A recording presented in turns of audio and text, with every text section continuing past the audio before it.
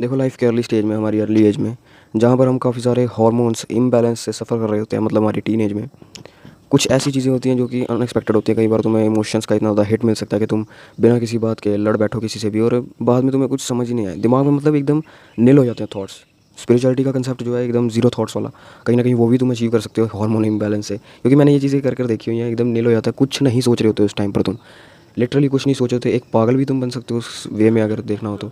लेकिन अगर zero thoughts वाली बात लेकर चले ना, तो जब तुम्हारे इमोशंस इतने ज़्यादा पीक पर हिट कर जाते हैं जहाँ पर आगे तुम्हें उससे फील ही नहीं कर पा रहे, एक तरह से इमोशनल इम्बैलेंस वो जो क्रिएट होता है, इमोशनल इम्बैलेंस का जो तराजू है जब वो टूट जाता है, तब तुम जीरो थॉट्स की स्टेट को अचीव करते हो।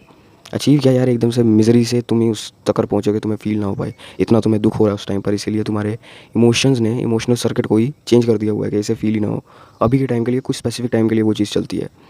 ये तो रही अलग बात, लेकिन एक और अलग बात जहाँ पर हमारी इतनी फ्रेजाइल एज है, मूड स्विंग्स काफ़ी ज़्यादा होते हैं, और इस एज में, इस टाइम पीरियड में डिसिप्लिन रह पाना और कंसिस्टेंट रह पाना is a very difficult task.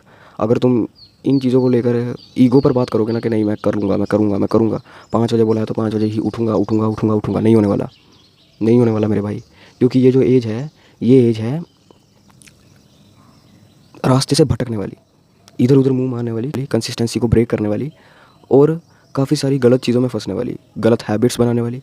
क्योंकि ये एज है ही ऐसी जहाँ पर हमें इतने ज़्यादा इमोशनली कैपेबल नहीं है कि हम हर एक चीज़ को, हर एक लाइफ आस्पेक्ट को समझ पाएँ इमोशन से परे होकर।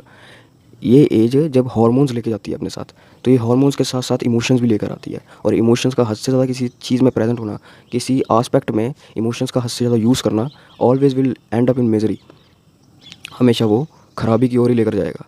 तो इसीलिए अगर तुम इस एज में डिसिप्लिन नहीं हो पा रहे, the main concept is discipline. Discipline अगर तुम अचीव नहीं कर पा रहे इस एज में, तो उसे अचीव करने की कोशिश भी मत करो। तुम सिर्फ इतना कोशिश करो कि जो तुमने सोचा था वो गोल पूरा हो रहा है या नहीं, स्पेसिफिक टाइम पर स्पेसिफिक चीज़ के साथ या स्पेसिफिक वे में वो चीज़ नहीं होने वाली। अगर तुमने सोचा था मैं 5 बजे ही उठूँगा, 5:30 बजे ही उठूँगा, नहीं होने वाला। अगर तुम्हें मन कर रहा है कि तुम हाँ डिसिप्लिन हो जाओ, तुम रोज़ सुबह 5 बजे उठो या 5:30 बजे उठो, तो अगर 5 बजे नहीं उठा जा रहा है तो तुम 6 बजे उठ जाओ। अगर 6 बजे नहीं उठा जा रहा है तो 7 बजे उठ जाओ। 7 बजे भी नहीं उठा जा रहा तो यार 8 बजे उठ जाओ। और अगर उठा ही नहीं जा रहा तो तुम शाम को कर लो वो काम। अगर शाम को भी काम नहीं किया जा रहा तो तुम उसे रात को कर लो। अगर रात को भी नहीं मन कर रहा है, मन के हिसाब से चलो, मन के हिसाब से चलो, क्योंकि अभी तुम मन को अपने हिसाब से नहीं चला सकते। ये एज ही नहीं है इतना ज़्यादा डोमिनेटिंग होने की इमोशनली अपने ऊपर ही, क्योंकि तुम नहीं कर पाओगे यार कंट्रोल। तुम्हें क्या पता लग रहा है कब टेस्टोस्टेरोन का एक हिट मिल रहा है तुम्हें, और तुम्हें एकदम से एग्रेशन आ रहा है, एकदम से कोई फीलिंग आ रही है लोनली वाली। कभी कभी ये टेस्टोस्टेरोन एकदम से नीचे चल जाता है, दैट्स ऑल मूड स्विंग या हार्मोन स्विंग्स भी बोल सकते हैं इसको। तो इसीलिए तुम उस चीज़ को कंट्रोल नहीं करने वाले, तुम कंट्रोल करो अपने एक्शंस को जो कि तुमने सोचे थे। अगर रात को भी मन नहीं कर रहा यार, अगले दिन कर लो वो चीज़, अगले दिन वो कर लो चीज़, लेकिन करो ज़रूर यार।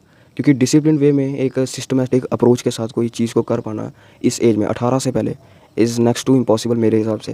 क्योंकि मैं भी खुद यार मैनेजमेंट से चलता हूँ, डिसिप्लिन से चलना अभी काफ़ी ज़्यादा मुश्किल है मेरे लिए।